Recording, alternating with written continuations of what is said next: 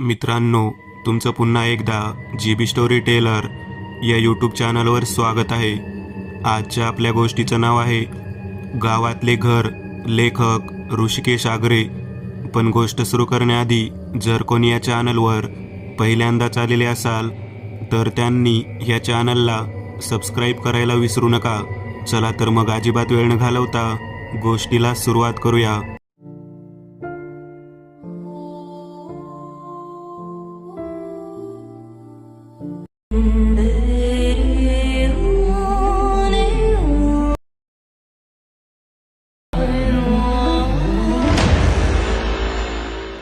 घरासमोर ऑटो थांबला.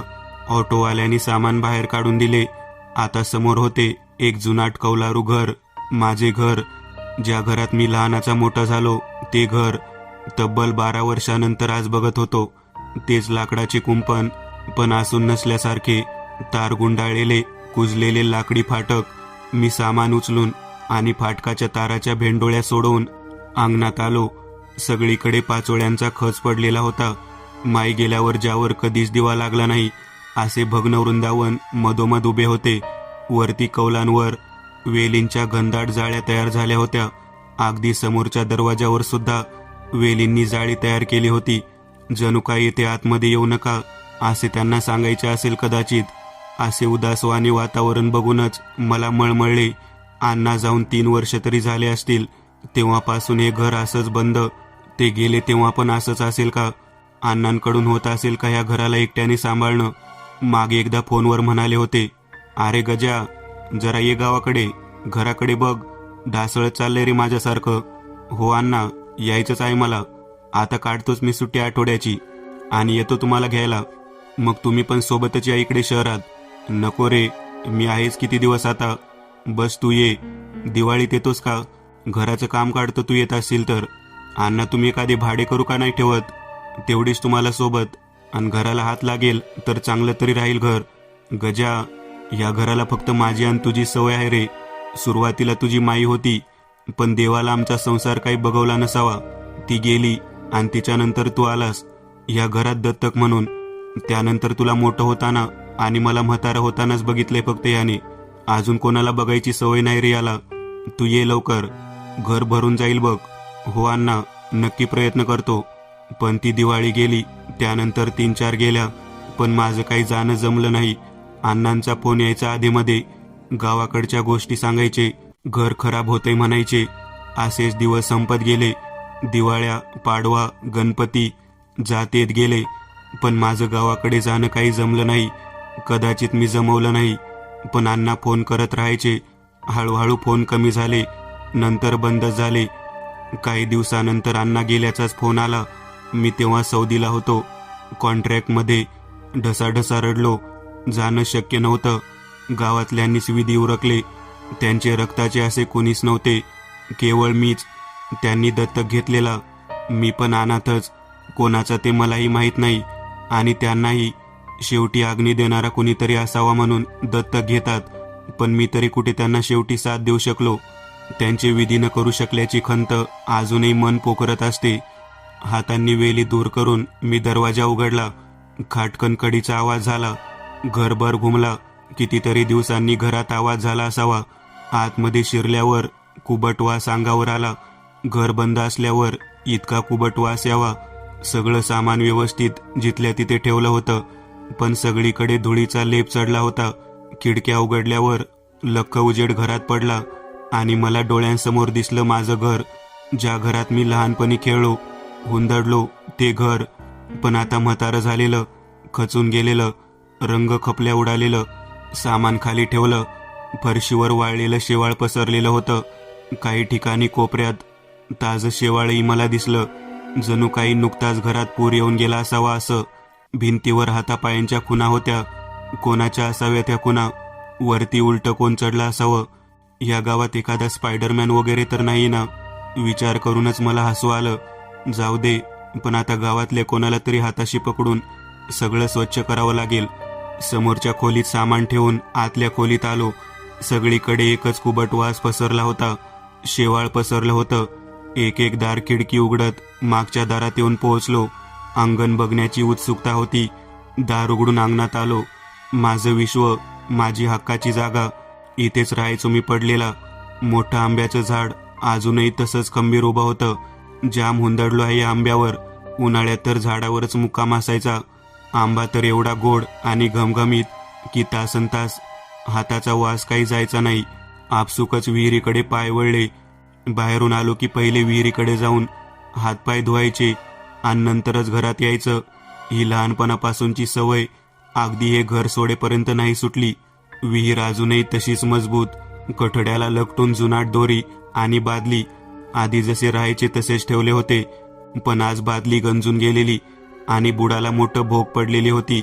नवीन आणून ठेवायला हवी. कठड्यावर हात ठेवून विहिरीत डोकावून बघितलं आणि दिसलं फक्त काळशार पाणी, अगदी अमावस्येचा अंधार कालवल्यासारखं. सोबत हिरवं कवच शेवाळ आणि विहिरीच्या कोपऱ्यात मेलेला आणि पोट फुगून तरंगणारा करड्या रंगाचा बेडूक. पूर्वी विहिरीत पाण्यामध्ये तासनतास स्वतःला निहाळत उभे राहायचो. आंब्याची तुटलेली डहाळी पडल्यावर उमटणारे ओळ बघत दिवस दिवस जायचा. मला एकलकोंडा बनवण्यात या विहिरीचा मोठा हात आहे. पण आज विहिरीत काळं पाणी आणि शेवाळच दिसत होतं. मी कुठेच नव्हतो. पाणी पिण्यासारखं नव्हतं. पिण्याच्या पाण्याची सोय बाहेरून करावी लागेल असा विचार करत परत पळत असतानाच पाण्यात काहीतरी चमकलं. बारकाईने बघितल्यावर डोळ्यांसारखं काहीतरी ओझरतं दिसलं आणि विहिरीत आवाज घुमला. गजा, आलास का रे? मी जागच्या जागीच हादरलो. अण्णांचा आवाज होता तो. पायातले त्राण गेले आणि मी जागीच कोसळलो. गजा, गजा, अरे गजा, अरे डोळे उघड, कधी आलास? कोणीतरी तोंडावर पाणी मारलं. डोळे उघडले तेव्हा मालती आजी बाजूला बसल्या होत्या. मालती आजी म्हणजे आमच्या शेजारी राहतात. अरे कधी आलास तू? आणि कसं काय तिथे त्या विहिरीजवळ बेशुद्ध पडला होतास? अरे दरवाजा उघडा दिसला म्हणून आमच्या गण्याने आत येऊन बघितलं तर दार खिडक्या सताड उघड्या. मागे अंगणात त्याला तू दिसलास पडलेला. मालती आजी, मला विहिरीमधून अण्णांचा आवाज ऐकू आला. काय सांगतोस काय? हो, अगदी अण्णांचा आवाज. अरे तुझा अण्णा बसलाय तिकडे वैकुंठामध्ये, अमृताच्या चहाचे भुरके ओढत. तो कशाला येईल या पडक्या विहिरीत? भास झाला असणार तुला. अरे प्रवासावरून आला असशील ना, थकल्यामुळे अशक्तपणा येऊन चक्कर आली असेल. अजून काही नाही. चल माझ्या घरी आणि 2 घास खाऊन घे, बरं वाटेल बघ. आणि तिकडे झोप आज. इकडे धुळीमध्ये कुठे झोपशील? त्या रात्री मालती आजीकडे झोपलो, पण डोक्यात नुसतीच ती विहीर, ते आपल्याकडे लुकलुकणारे डोळे आणि तो आवाज फिरत होता. पण शेवटी मनाची समजूत घातली की खरंच थकव्यामुळे आपल्याला भास झाला असावा. असं कधी होत नसतं. दुसऱ्या दिवशी उठून मालती आजीकडूनच चहा नाश्ता करून पुन्हा घरात गेलो. गावातल्याच एकाला हाताशी धरून पूर्ण घर स्वच्छ करून घेतलं. वाळलेलं शेवाळ खरडून काढावं लागलं. बाकी सामानाची लावालाव करून घेतली. आता घर माणसात आलं होतं, राहण्यासारखं झालं होतं. 4 दिवसांकरता का होईना मी तो शहरातला निर्जीव अपार्टमेंट सोडून माझ्या स्वतःच्या घरात राहणार होतो. पण मागे अंगणात जाण्याचं धाडस अजूनही होत नव्हतं. सारखा अण्णांचा आवाज डोक्यात फिरत होता. खरंच अण्णांचा आवाज असेल का तो? संध्याकाळी गावात फेरफटका मारून आलो. तब्बल 14 वर्षांनी गाव बघत होतो, पण पूर्वीसारखा आपलेपणा गावात जाणवत नव्हता. मातीची घरं जाऊन सिमेंटची घरं दिसू लागली होती. मंदिरातही जाऊन आलो. गाव देवाचंच मंदिर. मनातून माफी मागितली इतके वर्ष न आल्याबद्दल. बाहेर निघाल्यावर तीर्थ द्यायला दामले काका उभे होते. दामले काका म्हणजे आमच्या अण्णांचे खास मित्र. अरे गजा, कधी आलास? कालच आलो. मोठा झालास रे, बाहेर देशात असतोस ना? अण्णा सांगायचा. हो, वाईट वाटलं बघ अण्णांचं. तू यायला हवं होतं रे शेवटी. तुझी आठवण काढत काढत गेला बघ. शेवटच्या दिवशी तर तुझा दोषा शून्यामध्ये डोळे लावून सारखा गजाला बोलवा, गजा आला का म्हणत म्हणत गेला बिचारा. मी खाली मान घालून ऐकत होतो. दामले काका थोडं जवळ येऊन म्हणाले, पण तू विधी नीट करून टाक बरं अण्णांचे. गाववाल्यांनी घाईघाईतच उरकून टाकलं सगळं. सार्वजनिक काम असल्यासारखं झालंय सगळं. जवळचं कुणीच नव्हतं रे. मी होतो, पण माझं कोण ऐकते म्हाताऱ्याचं? मला आणखीन जवळ ओढून हळूच काका म्हणाले, मी तर ऐकलंय आष्टी तर तुमच्या मागच्या विहिरीतच शिरवल्या म्हणे. मनात धस झालं. खरंच खूप मोठी चूक केली आपण. आपणच त्यांच्या हक्काचं होतो, अधिकाराचा होतो. प्रसंगी नोकरी सोडून यायला हवं होतं. तसंच घरी परतलो. मन भरून आलं होतं. आतमधल्या आतमध्ये खात होतो. आपण खूप मोठी चूक केली. अण्णांची शेवटची इच्छा आपण पूर्ण करू शकलो नाही. अण्णांचे विधी सुद्धा नीट होऊ शकले नाही. मग अर्थ काय माझ्या असण्याचा किंवा नसण्याचा? उशीमध्ये तोंड खुपसून रडलो. खूप वर्षांनी रडत होतो. खूप वर्षांनी आज पुन्हा अनाथ असल्याची जाणीव व्हायला लागली होती. तसंच रात्री केव्हा तरी झोप लागली. 1:30च्या आसपास वाजले असावेत. गालांवर बर्फासारखा स्पर्श झाला. कपाळापासून अगदी हानवटीपर्यंत कोणीतरी थंडगार ओला हात फिरवत होतं. किती उशीर लावलास बाळा यायला? किती वाट पाहायला लावतोस? अण्णांचा आवाज स्पष्ट, बेसूर आणि अगदी कानाजवळ येऊन पुटपुटल्यासारखा. झटक्यात उठून बसलो. आजूबाजूला कोणीही नव्हतं. पण नक्कीच अण्णा होते. हा भास तर नक्कीच नव्हता. थंडीतही मला एकदम 2-3 क्रोसिन घेतल्यासारखं दरदरून घाम फुटला. अंथरूण घट्ट धरून बसलो होतो. काही वेळ कोणीतरी आतल्या खोलीत चालत असल्याचा आवाज होत होता. नंतर मागच्या अंगणाच्या दाराच्या उघडण्याचा आणि बंद होण्याचा खाटकन आवाज आला.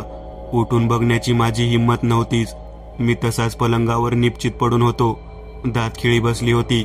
अजूनही गालांवर थंडगार स्पर्श जाणवत होताच. हात लावून बघितल्यावर हाताला पाणी लागलं. हिरवट पाणी, अगदी मागच्या विहिरीतल्यासारखं. दुसऱ्या दिवशी पाठ झाल्यावर उठलो. सगळ्या घरात शेवाळ पसरलं होतं. आधीसारखंच. तसाच बाहेर पडून मालती आजी, दामले काकांना बोलावून घेतलं. त्यांना सगळं सांगितलं. दोघांचाही चेहरा पांढरा फटक पडला. दोघांचंही म्हणणं पडलं की अण्णांना मुक्ती मिळाली नसावी. माझ्या हातूनच श्राद्ध व्हायला हवं. तशीच त्यांची शेवटची इच्छा असावी. त्याच दिवशी ब्राह्मणाला बोलावून आणि गावातल्या 5-6 लोकांना बोलावून श्राद्ध केलं. ब्राह्मण पूजा सांगत होते आणि मी यंत्र व ते करत होतो. माहीत नाही का, पण अश्रूंच्या धारा सतत सुरू होत्या. आज अण्णांमुळे हा हक्क मला मिळाला होता. नाहीतर होतं कोण माझं, ज्याचं श्राद्ध मी करेल? आणि अण्णांचंही कोणीच नव्हतं जो त्यांचं श्राद्ध करेल. आम्हीच होतो एकमेकांसाठी. म्हणून ते थांबले असावेत माझी वाट बघत. सगळी पूजा आटोपल्यावर सगळे आपापल्या घरी निघून गेले. मालती आजी पण जाताना डोक्यावर हात ठेवून, आता सर्व नीट होईल हो बाळा, आता काही काळजी करू नकोस, म्हणत घरी गेल्या. तिकडे जाऊन बघायची हिंमत मुळीच नव्हती. तरीही पाठीमागे गेलो. भलं मोठं झाड, अंगणात पडलेला पाचोळा, विहीर, दोरी, फुटलेली बादली, सगळं तिथेच जसेच्या तसं जागेवर होतं. विहिरीकडे गेलो. धीर एकवटून आतमध्ये बघितलं. तेच हिरवट पाणी, शेवाळ साचलेलं. पण त्यात मी आज स्वतःला बघू शकत होतो. नेहमीसारखंच, जसं पूर्वी बघायचो. पण कोपऱ्यातला तो करड्या रंगाचा मेलेला बेडूक मात्र आज नव्हता. कदाचित मुक्ती मिळाली असावी त्याला. पण मी एक नवीन चॅनल ओपन करत आहे. त्यावर तुम्हाला ॲनिमेटेड हॉरर स्टोरीज पाहायला मिळतील. त्या चॅनलची लिंक या व्हिडिओच्या डिस्क्रिप्शनमध्ये दिलेली आहे.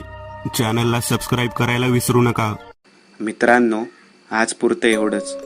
तुम्हाला जर काही गोष्ट आवडली असेल तर नक्की लाईक करा. तुमच्यापैकी बरेचसे जण व्हिडिओ लाईक न करताच पळून जातात. पण हा जर व्हिडिओ तुम्ही लाईक केला तर मला जरा बरं वाटेल आणि असेच भारी भारी व्हिडिओ बनवायची माझ्यात एनर्जी येईल. त्यामुळे नक्की लाईक करा. आणि अजूनही कोणी या चॅनलला सबस्क्राईब केलेलं नसाल तर लगेच सबस्क्राईब करून टाका. आणि बाजूची घंटी ती मात्र दाबायला विसरू नका. देवाची घंटी आहे ती. चला तर मग पुन्हा भेटूया अशीच एक आगळी वेगळी गोष्ट घेऊन पुढच्या भागात.